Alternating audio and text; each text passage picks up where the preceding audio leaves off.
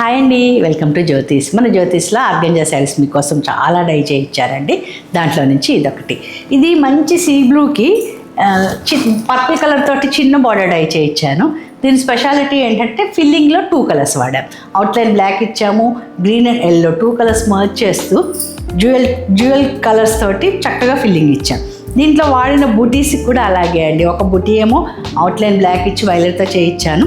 రెండో బుటీలో outline black ఇచ్చి green and yellow 2 colours merge చేస్తూ ప్రింట్ చేయించాను. దానివల్ల కొంచెం యూనిక్ లుక్ వచ్చిందండి.